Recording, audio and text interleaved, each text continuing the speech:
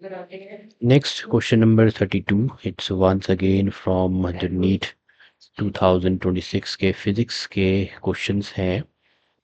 अब इस क्वेश्चन में आपको दिया है conducting loop of finite resistance lies on the X Y plane. So there is an X Y plane जिसमें द लूप इज देयर और ये z एक्सिस है। This is the X Y plane.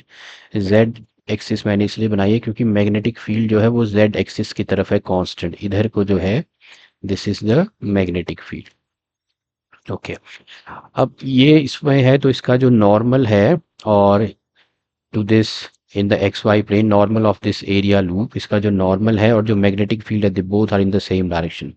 तो हम बोल सकते हैं कि जो मैग्नेटिक फील्ड है and area they are parallel to each other. Area के लिए हम क्या लेते हैं, नॉर्मल टू द एरिया लेते हैं। तो इन दोनों के बीच का एंगल 0 है, तो इन दोनों के बीच का एंगल थीटा जो है वो 0 डिग्री है। Area of the loop vary कर रहा है विद टाइम एस, तो टाइम जो है that is use as the angle substitution for sign.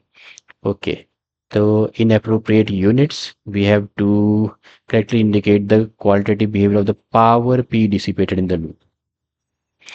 अब इस लूप में बिकॉज ऑफ द, क्योंकि इसका एरिया वेरी कर रहा है तो induced it will EMF will be induced in this loop.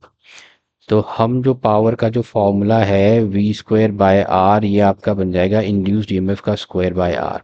So power will be dissipated because of this induced EMF produced in the area of the loop as it varies with time. तो इसका मतलब आपको निकालनी है induced EMF, उसके लिए आपको निकालना पड़ेगा मैग्नेटिक फ्लक्स।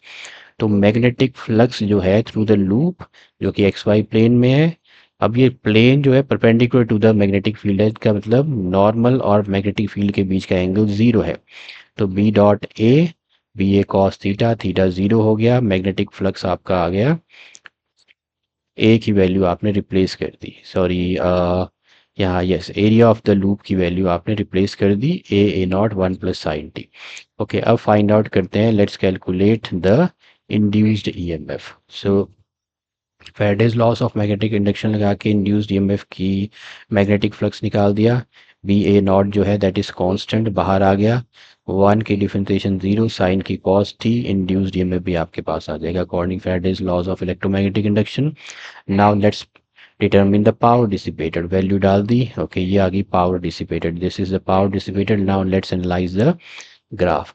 ग्राफ एनालाइज करेंगे तो सबसे पहले हम टाइम 0 पे अगर देखें, देखो ये जो हमारे पास जो पावर का जो फॉर्मूला है वो ये है पावर डिसिपेटेड का।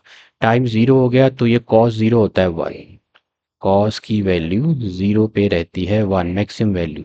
तो इसका मतलब P इज इक्वल टू हो जाएगा B naught A naught square by R, ये मैक्सिमम है, this is the maximum value, maximum power dissipated.